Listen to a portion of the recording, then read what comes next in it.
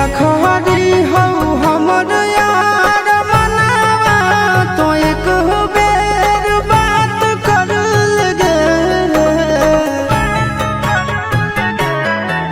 अगे अखबारी हो हमर यार मनावा तो एक बेर बात कर लगे अगे सुना यारवा हो भरती पटनवा में आके मुलाकात कर लेगे आगे सुना यारवा हो भरती पटनवा में आके मुलाकात कर लेगे आगे चली जाइबौ